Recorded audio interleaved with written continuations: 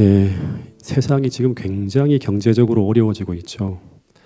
사는 것이 정말 너무너무 힘들고 하나님의 은혜 없이는 한순간도 버틸 수 없는 그런 시간들을 지나가는 분들이 참 많이 있습니다.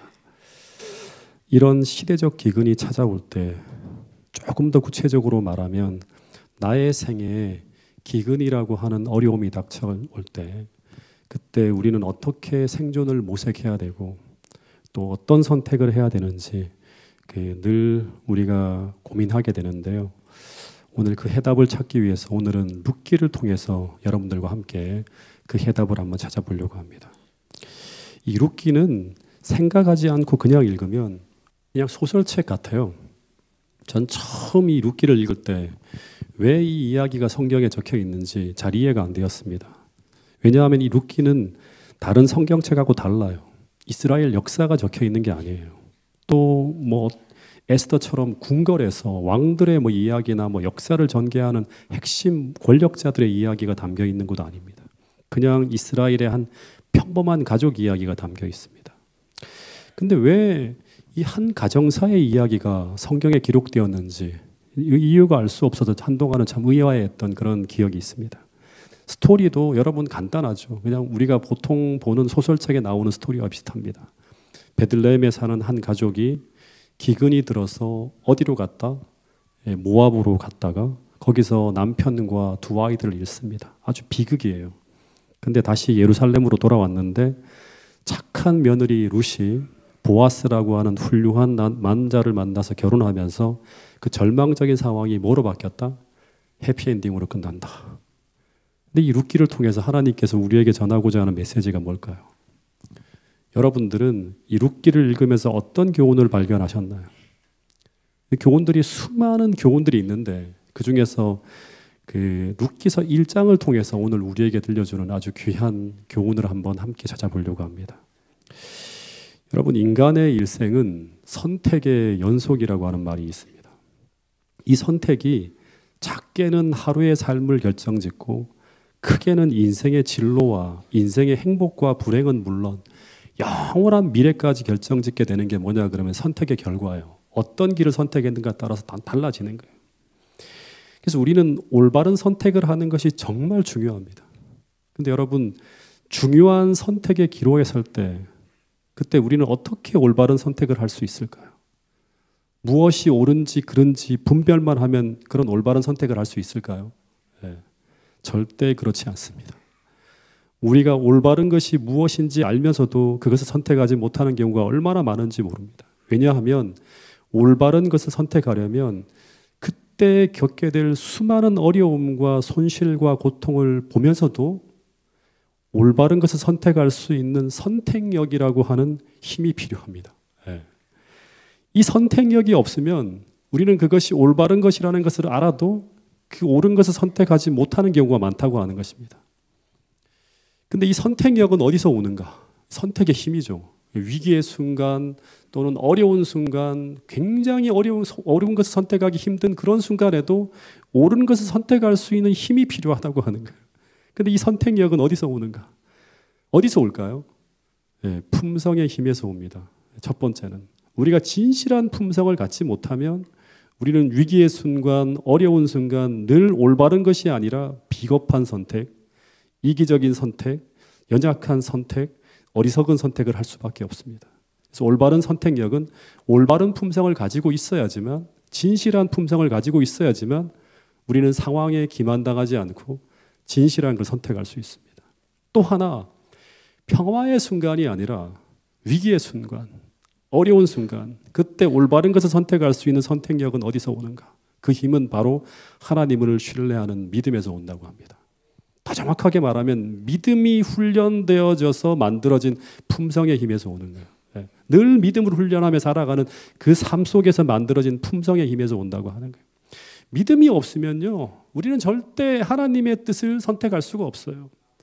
올바른 선택을 할 수가 없다고 하는 거예요. 늘 믿음이 없으면 우리는 항상 코앞의 상황에 따라 선택합니다.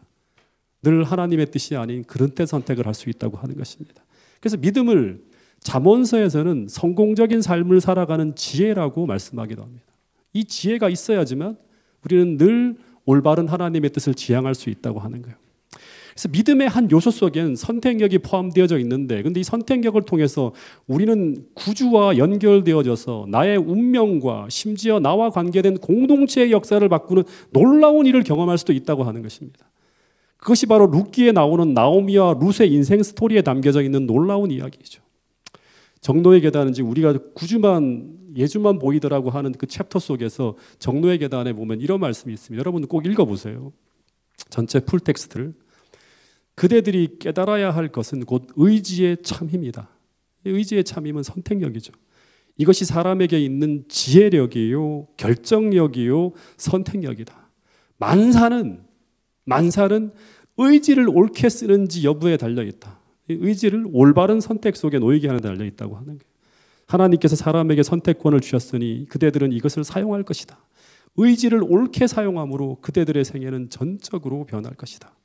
그대들의 의지를 그리스도께 바침으로 그대들은 정사와 권세를 초월한 능력과 연결되어지는 것이다. 그래서 오늘 이 룻기 서론부에서 다루어지는 엘리멜렉의 생애를 통해서 우리는 의지의 참힘, 선택의 중요함을 공부하려고 합니다. 룻기서 1장 1절에 보면 이제 룻기서의 이제 배경이 나오는데 한번 읽어보겠습니다. 룻기 1장 1절 말씀입니다. 시작. 사사들이 치리하던 때에 그 땅에 흉년이 드니라. 유다 베들레헴의 한 사람이 그의 아내와 두 아들을 데리고 모압 지방에 가서 거류하였는데, 여기 보면 룻기의 시대적 배경이 나오는데 언제다? 사사들이 치리하던 때, 사사시대입니다. 근데 사사시대라고 하는 이 한 단어를 통해서 당시 시대적 배경을 우리는 딱 떠올려야 돼요. 사사시대는 어떤 시대인가요? 사사시대를 특징 짓는 두 개의 성경절을 한번 읽어보겠는데요.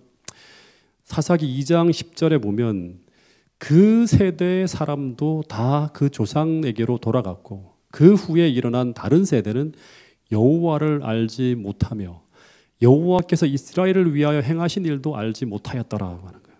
여기 보면 그 세대의 사람들은 다 조상들에게 돌아갔다고 하는데 조상들에게 돌아간 그 세대의 사람들은 누구를 가리키는가 하면 갈렙과 여호수아 같은 여호수아 시대의 사람들을 말하죠. 근데 이 사람들은 하나님을 경험했던 믿음의 사람들이에요. 하나님과 함께 동행하면서 엄청난 일들을 이루어낸.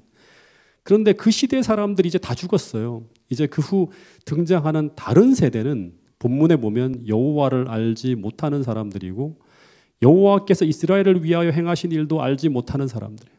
그런데 그런 사람들이 그 시대의 하나님의 백성으로서 자리를 다 채우고 있는 거예요. 그래서 이 사사시대는 한마디로 하면 하나님을 잃어버린 시대예요. 하나님을 잃어버린 시대예요. 역사는 흘러가지만 하나님의 이 경험되어지는 이야기가 잘 나오지 않아요. 다 어려운 이야기만 나와요.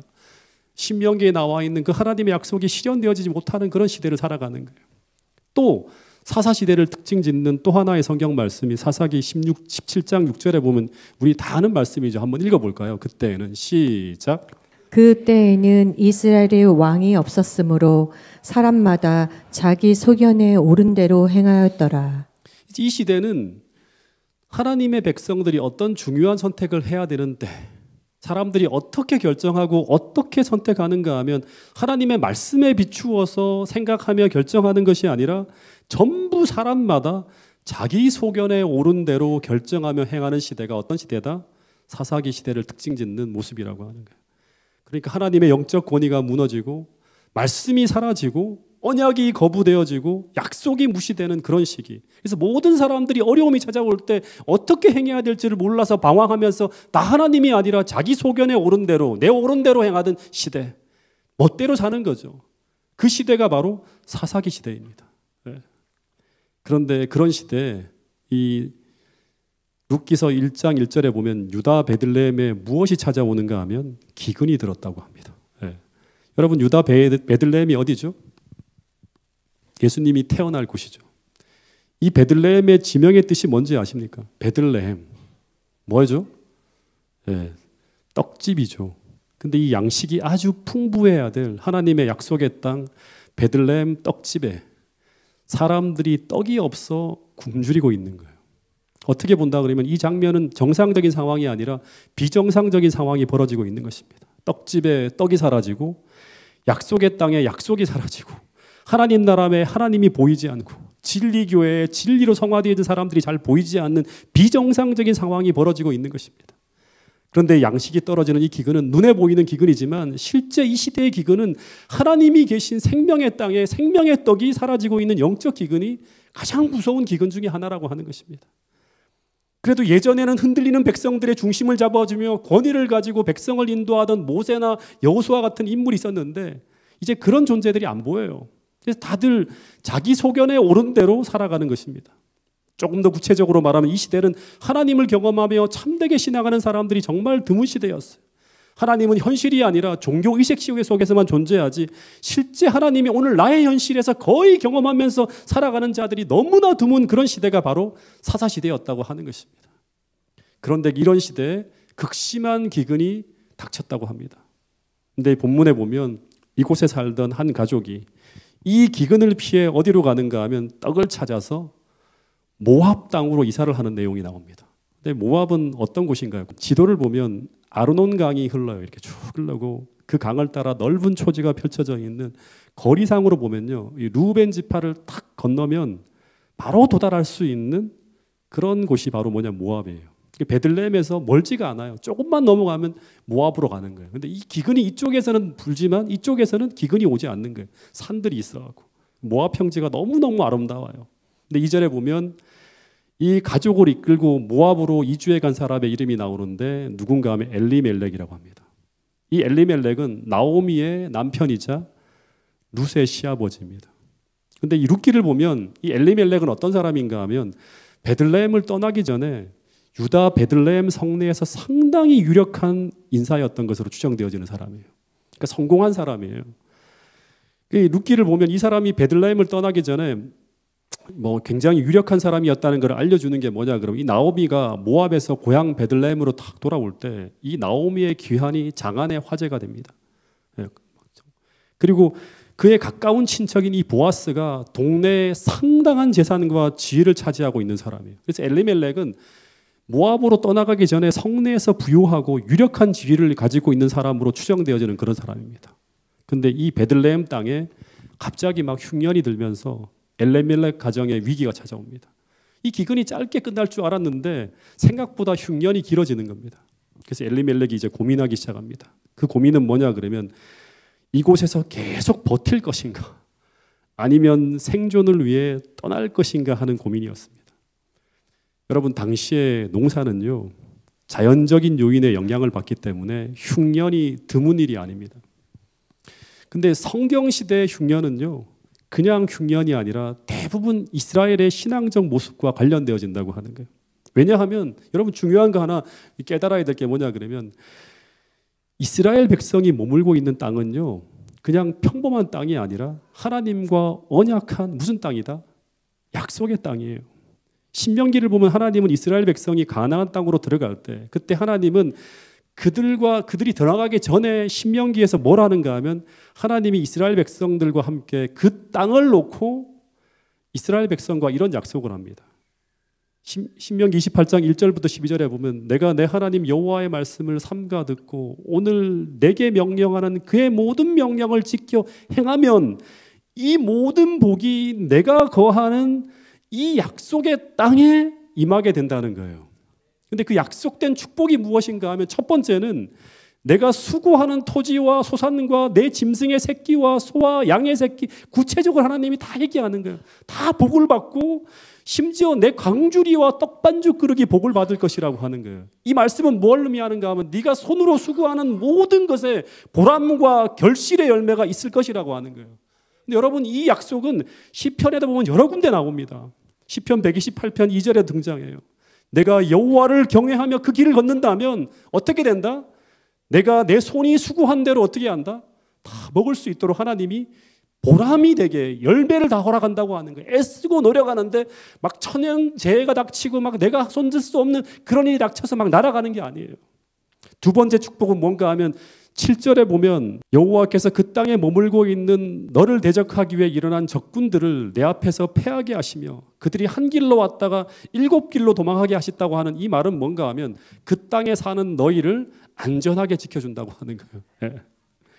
그래서 8절 내 창고와 내 손으로 하는 모든 일에 복을 내리시는데 근데 그곳이 어딘가 하면 다른 곳이 아니라 내게 주신 이 약속의 땅에서 내게 복을 주실 거라고 하는 거예요. 땅과 약속을 한 거예요. 하나님이 거기 머물고 있으면.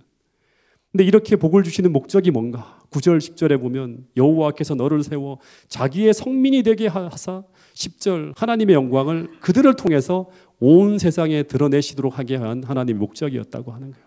11절 12절 한번 같이 읽어보겠습니다. 시작. 여호와께서 내게 주리라고 내 조상들에게 맹세하신 땅에서 내게 복을 주사 내 몸의 소생과 가축의 새끼와 토지의 소산을 많게 하시며 여호와께서 너를 위하여 하늘의 아름다운 보고를 여시사 내 땅에 때를 따라 비를 내리시고 내 손으로 하는 모든 일에 복을 주시리니 내가 많은 민족에게 꾸어줄지라도 너는 꾸지 아니할 것이요.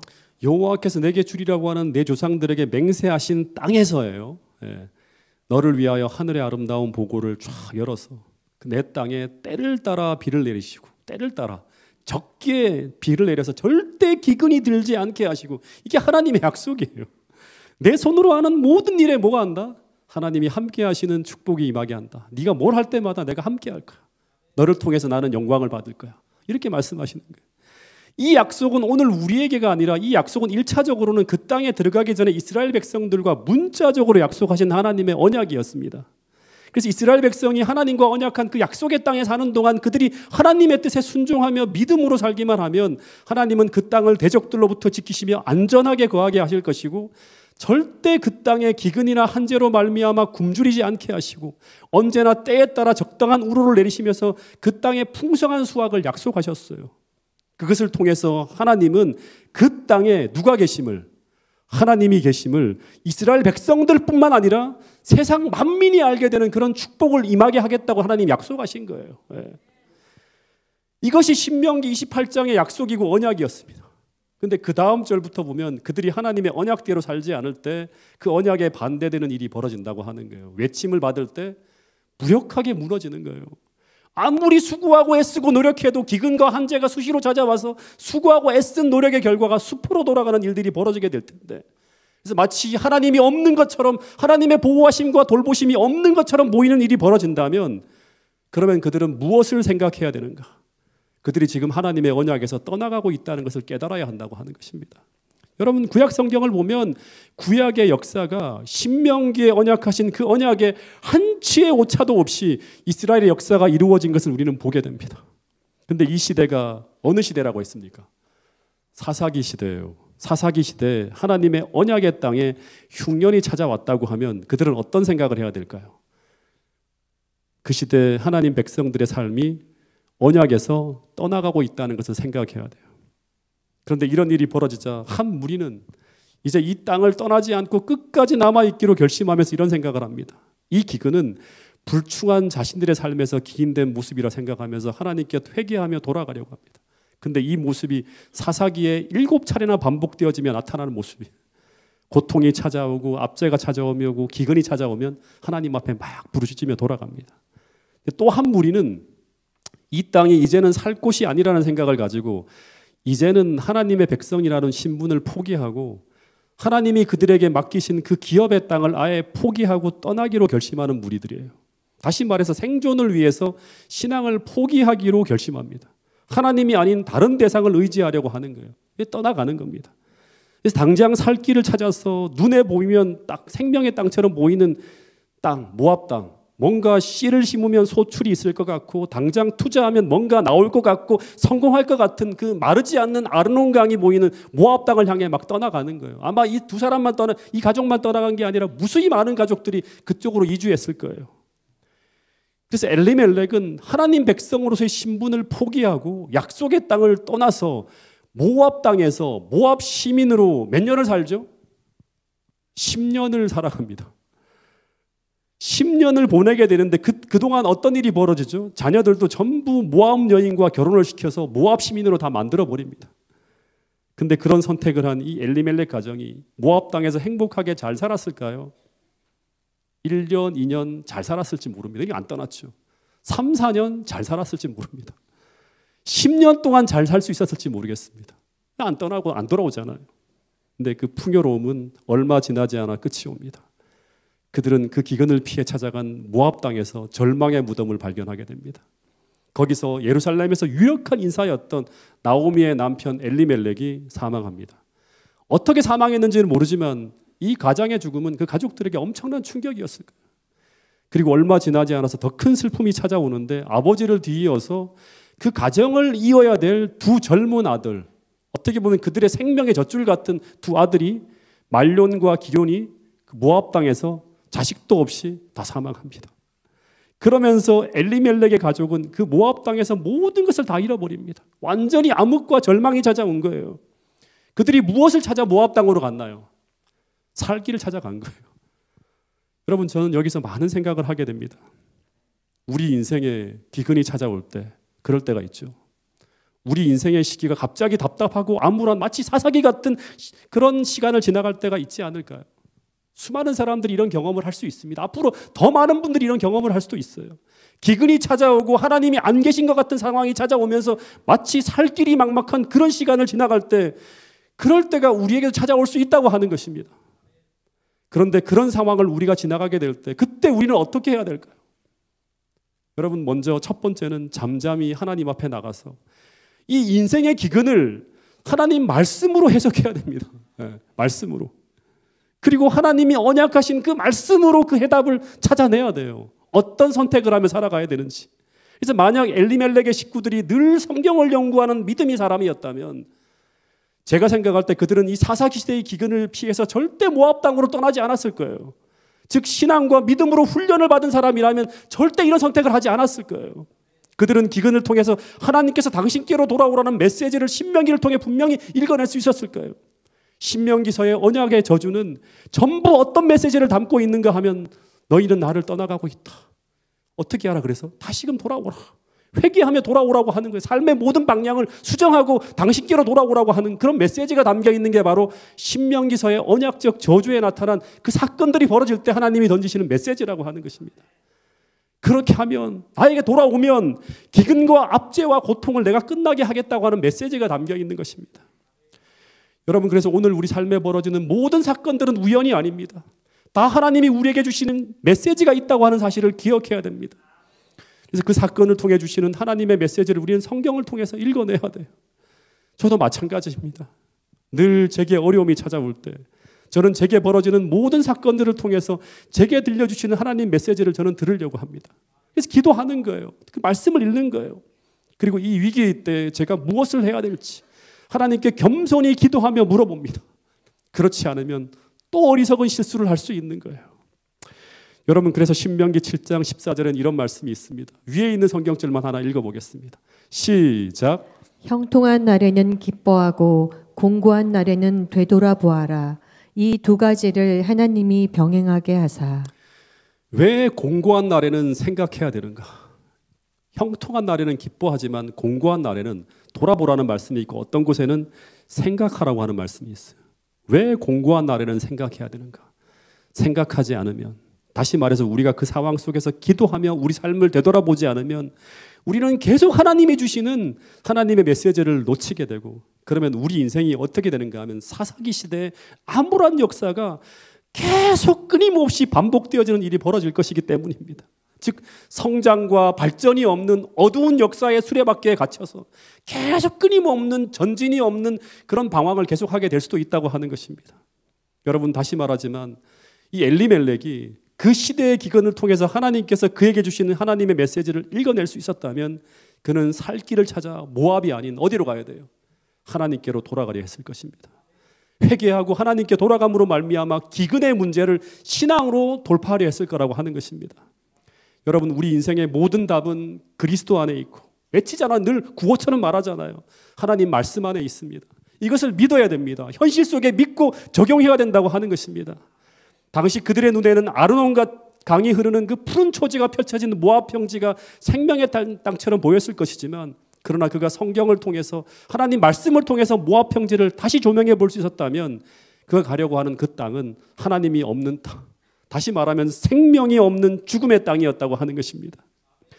여러분, 결국 우리 인생의 기근의 답은 하나님 안에 있습니다. 그래서 우리가 하나님을 떠나 추구하는 모든 길은 한때 성공하는 것처럼 보일지 모르지만 결국 엘리멜렉의 인생처럼 그 끝은 반드시 실패하게 되어 있다고 하는 것을 오늘 우리 모두가 뼛속 깊이 새기고 돌아갈 수 있는 모든 성도들이 될 수 있기를 간절히 바라겠습니다. 여러분, 그래서 예수님이 요한복음 15장 5절에 어떤 말씀을 하셨죠?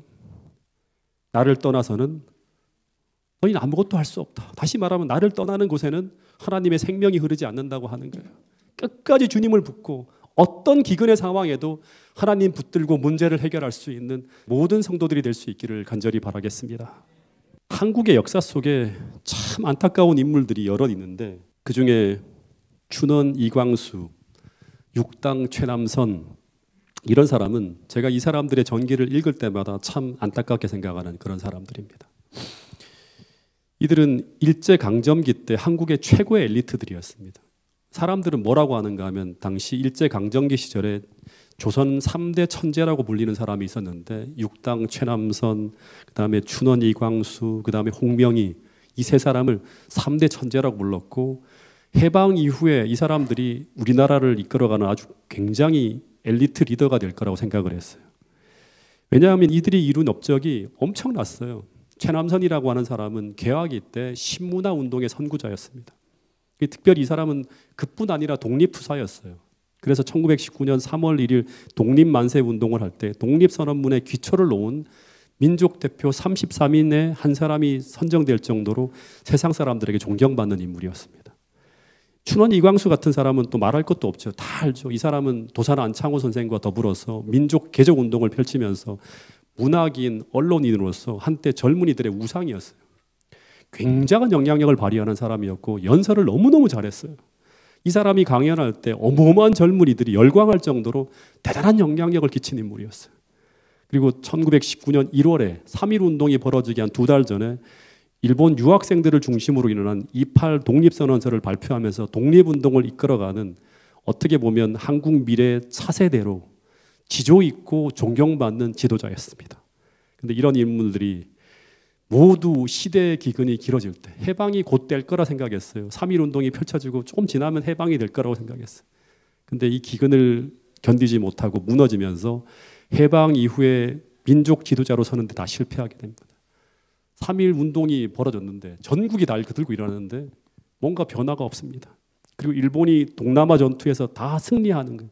세력이 점점 더 커지면서 대동아 공영권이라고 하는 이 이름대로 막 흘러가는 거예요.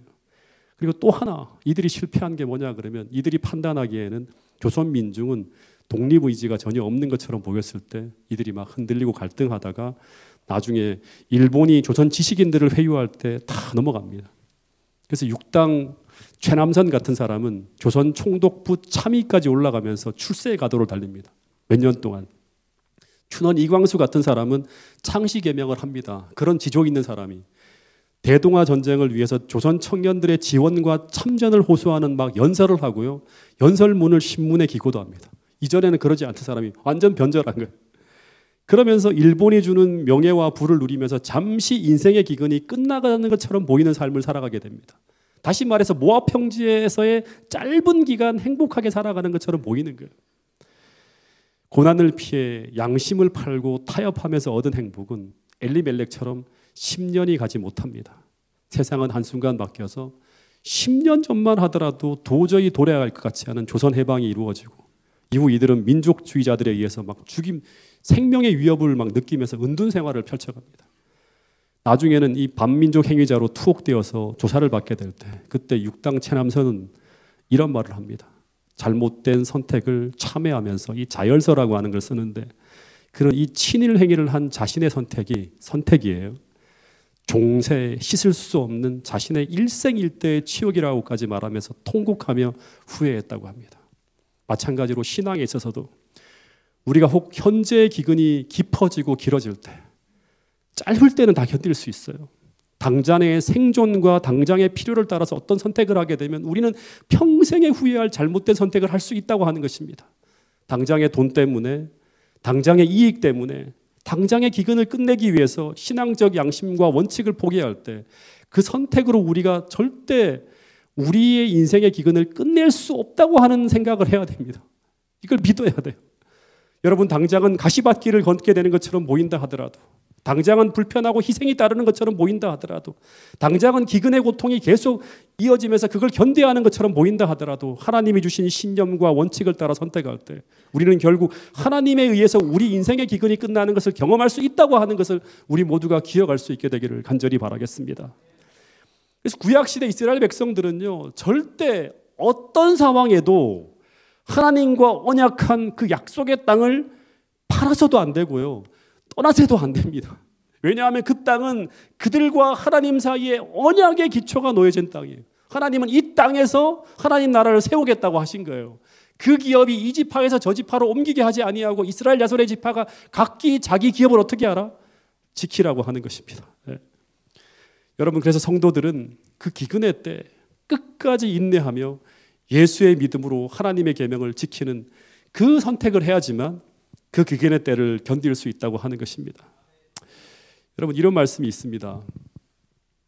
시대 소망에 있는 말씀인데요, 그리스도를 따르는 자들은 하나님을 섬기면서 동시에 자기의 세상 사업을 추진해 나갈 수 없는 입장에 처하게 되는 때가 자주 있다. 자주 있을 거라고 하는 거예요. 아마도 하나님의 어떤 명백한 명령을 순종하면 생계의 수단이 다 끊어진 것처럼 보일 것이다.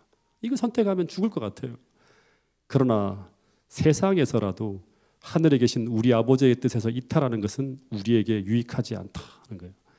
어렵고 힘든 순간마다 우리 생각에 떠나지 말아야 되는 것은 무엇이다? 밑에 부분에 보면 하나님의 약속은 무엇이고, 이 순간에도 하나님의 약속은 무엇이고, 지금 내가 해야 될 게 뭔가, 하나님의 명령은 무엇인가가 되어야 한다.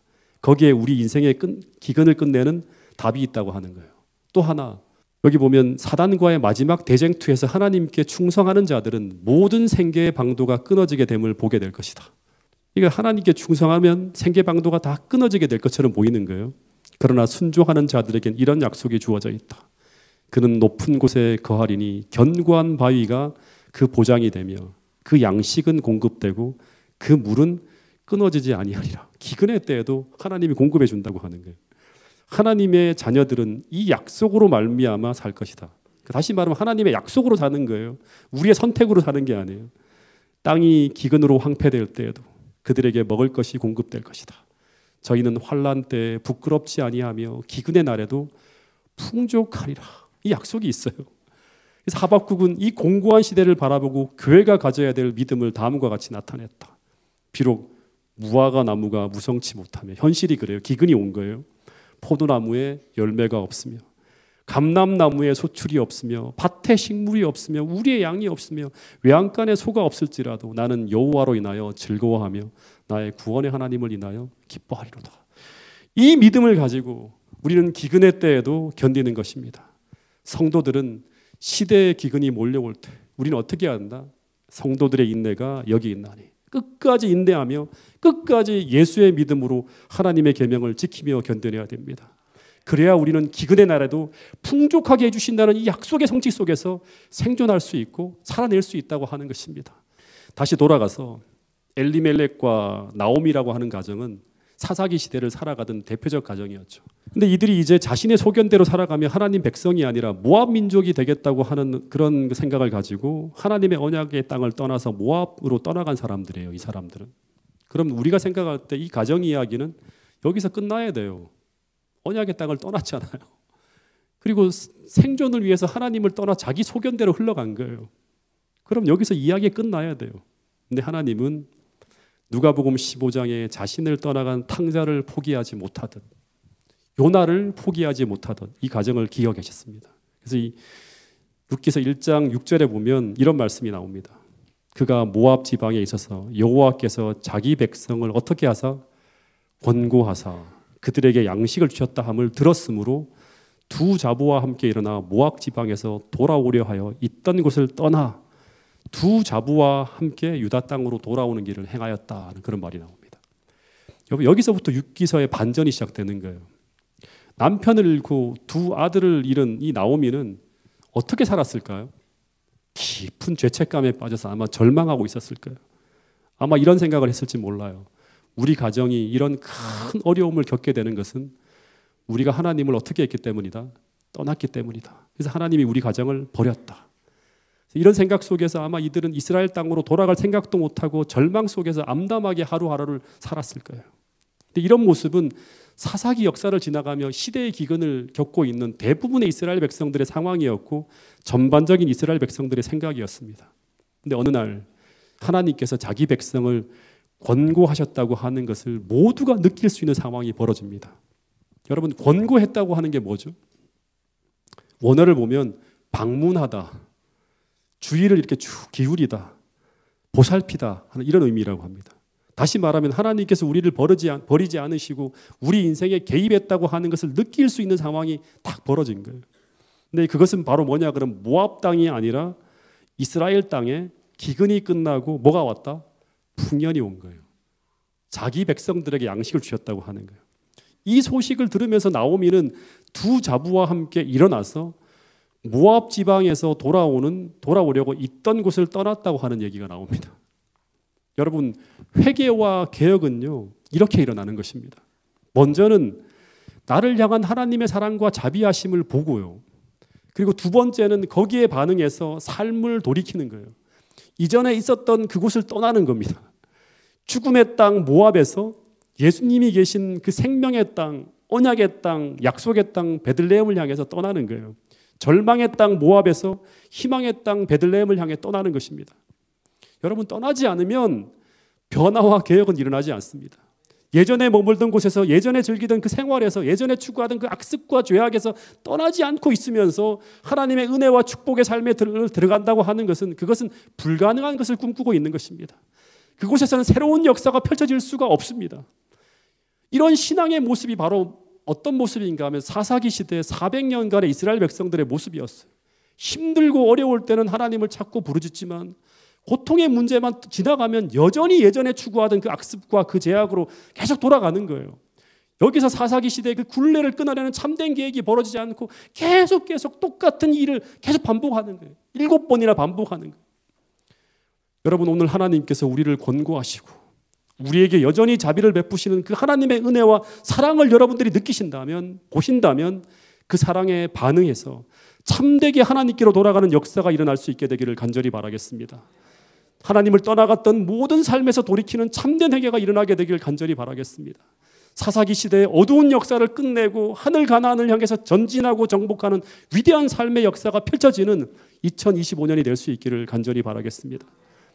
여러분, 나 하나의 변화가 이스라엘 역사 전체의 변화와 부흥의 시작이 될 수 있음을 기억할 수 있게 되기를 간절히 바라겠습니다.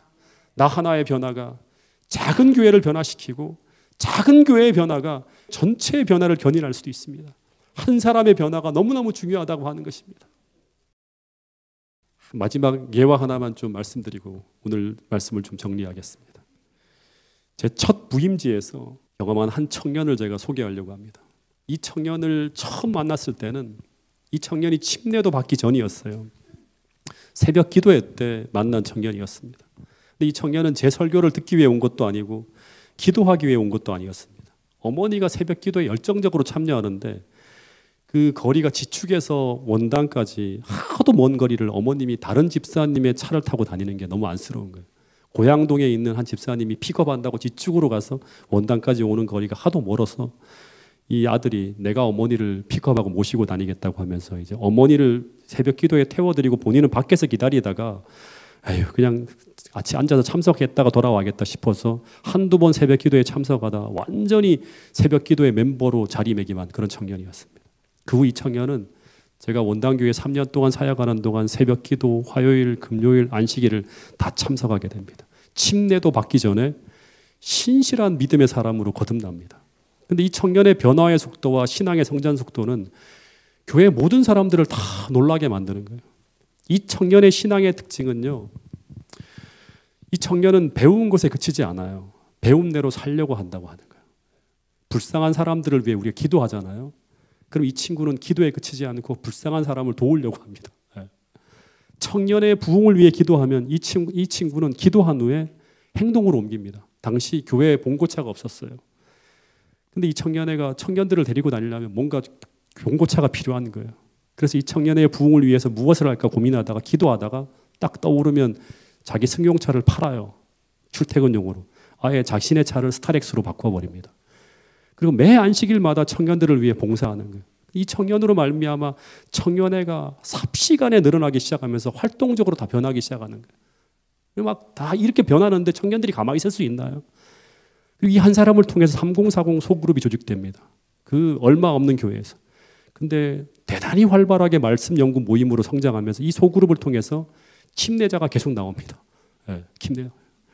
그리고 이 청년은 가난하고 어려운 수많은 사람들에게 도움을 주면서도 늘 자신의 이름을 내세우지 않고 언제나 자신의 한 일을 절대 알리지 말아달라고 하면서 진실되게 살려고 했던 사람입니다. 교회에서 어떤 특별한 일을 위해서 우리가 모금을 하잖아요. 그러면 언제나 가장 많은 액수의 헌금을 하는 청년이었어요. 근데 이 청년이 그렇게 많은 돈을 버는 사람이 아니었어요.